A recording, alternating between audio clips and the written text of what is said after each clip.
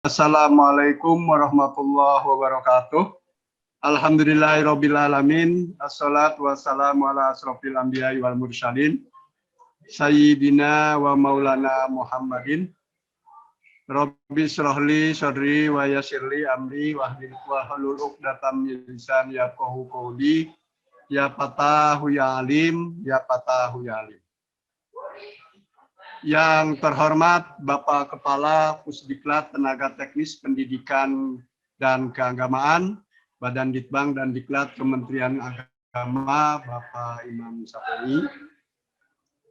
Bapak dan Ibu yang kami hormati, mungkin sebelum kepada penyampaian materi dari Bapak narasumber, akan saya bacakan kurikulum vitae atau biodata dari Bapak narasumber. Nama Bapak Dr. Imam Syafei MPD, tempat tanggal lahir, beliau dilahirkan di Jember 27 September 1965, NIP 1965 09 27 1993 031001. Alamat rumah yaitu di Perumahan Sinar Pamulang, Tangerang Selatan. Jabatan beliau adalah sebagai Kepala Pusdiklat Tenaga Teknis Pendidikan dan Keagamaan, unit kerja yaitu di Badan Ditbang dan Diklat Kementerian Agama. Itulah kurikulum vitae dari Bapak narasumber kita, dan pada kesempatan ini beliau akan menyampaikan materi terkait dengan pembangunan bidang agama. Dan juga nanti di akhir kami mohon perkenan Bapak Kapus untuk membuka secara resmi kegiatan ini. Atas perkenan Bapak kami ucapkan terima kasih. Wassalamualaikum warahmatullahi wabarakatuh. Kami persilahkan Pak. Ya. Bismillahirrahmanirrahim. Assalamualaikum warahmatullahi wabarakatuh. Waalaikumsalam warahmatullahi wabarakatuh. Alhamdulillahirabbil alamin wassalatu wassalamu ala asrofil mursalin sayyidina Muhammadin wa ala alihi washabihi ajmain. Amma ba'du. Saudara moderator yang saya hormati, peserta diklat yang saya hormati, alhamdulillah pada pagi hari ini saya ikut bergabung di acara PTKMA ini, pelatihan PTKMA ini yang ada di Balai Diklat Jakarta. Sekali lagi terima kasih. Walaupun secara Zoom, mudah-mudahan ini bisa terus menambah pengetahuan kita semua terkait dengan pengembangan di profesi kita masing-masing. Sekali lagi saya mohon maaf ini, saya izin sebentar dengan Pak Kabalitbang tadi karena pada jam yang sama ini presentasi seluruh kepala pusat yang dihadiri oleh Kepala Balai Diklat ya. Ini saya izin sebentar meninggalkan, yang penting saya bisa silaturahmi ini. Jadi pertama begini yang ingin saya sampaikan dalam konteks pembangunan pendidikan agama ini, kita ini kan punya mimpi di masa depan ya, kita punya point of arrival, kita ingin punya titik tiba yang akan kita tuju, yang ada dalam visi Kementerian Agama. Dalam lensa kita memiliki visi di 2020-2024 tentang visi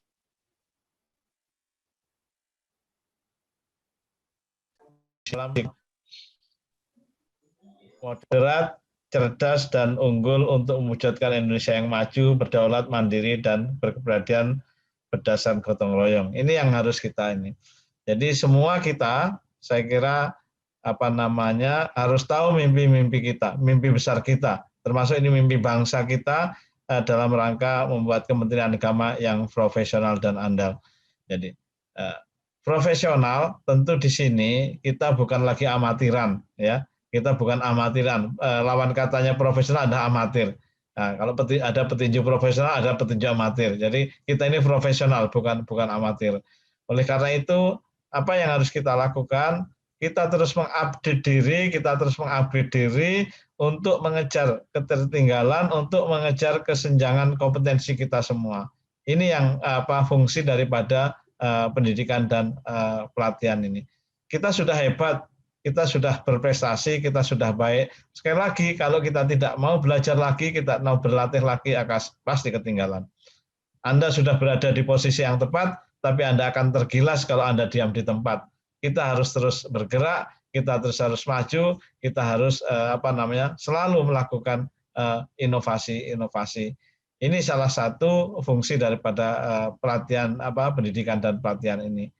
Yang kedua, agar kita andal, ya profesional dan andal, saya kira ada dua hal yang paling tidak kita harus pahami, harus kita lakukan.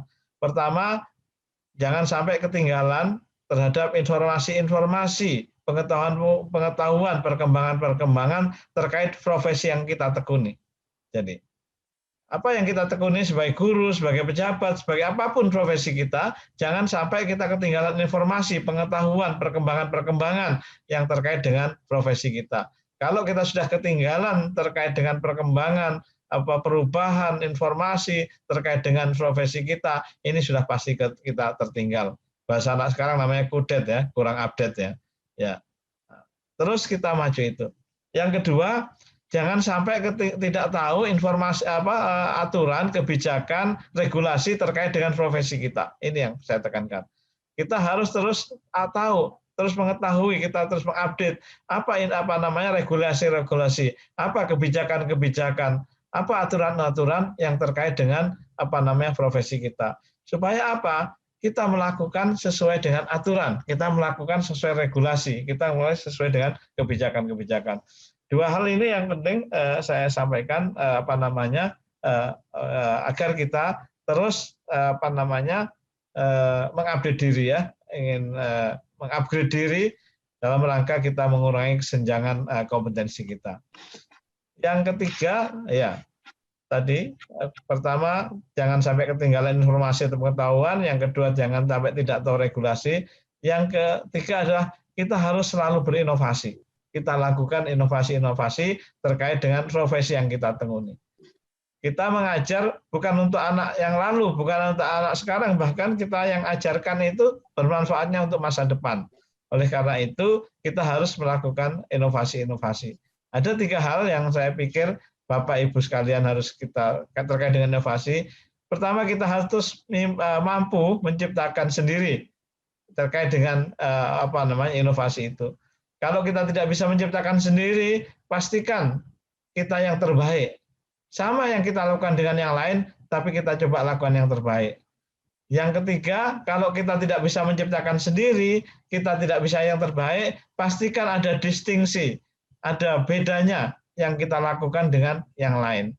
Inilah pentingnya Bapak Ibu sekalian mengembangkan branding, baik branding lembaga maupun branding personal atau personal branding. Ini penting bagi kita semua. Dan saya kira Bapak sekalian yang saya hormati, kita sebagai ASN, sebagai orang-orang yang ada di Kementerian Agama, kita sama-sama terus bagaimana membangun keberagamaan kita yang moderat ini, ya, yang selalu menjaga kerukunan, yang selalu menjaga perdamaian di tengah-tengah masyarakat ini. Kita harus betul-betul menyadari bahwa kita ini satu dunia, tapi kita beda suku bangsa. Kita satu suku bangsa, kita beda agama. Kita satu agama, kita juga beda paham. Kita satu paham, ternyata beda pengetahuan. Kita sama-sama satu pengetahuannya, kita beda-beda pengamalannya. Sama-sama mengamalkan, beda menghayatinya. Sama-sama menghayatinya, beda keikhlasan. Semuanya beda kalau dicari bedanya. Tetapi yang penting buat kita, bagaimana kita membangun perbedaan itu menjadi membangun kekuatan, membangun kebersamaan kita. Ini yang saya penting, bagaimana agama berperan seperti tadi yang saya sampaikan, bisa terus menjaga keutuhan bangsa dan negara ini. Jangan kita terus mengamalkan agama-agama ajaran agama yang tentu ajaran agamanya sudah moderat, tapi perilaku kita yang harus kita melakukan berperilaku yang moderat. Ini yang penting saya tanamkan. Sekali lagi saya mohon maaf ini karena masih ditunggu presentasi ya, saya tidak bisa optimal menyampaikan pada kesempatan ini, tapi 3 hal tadi yang penting saya sampaikan. Jangan ketinggalan informasi atau pengetahuan, jangan tidak tahu regulasi, kita terus berlakukan, dan yang keempat kita berperilaku moderat. Ini yang saya tanamkan pada kesempatan ini. Demikian saya kira yang bisa saya sampaikan, dan mari kita sama-sama buka kegiatan ini dengan sama-sama membaca basmalah. Bismillahirrahmanirrahim. Wassalamualaikum warahmatullahi wabarakatuh. Waalaikumsalam warahmatullahi wabarakatuh.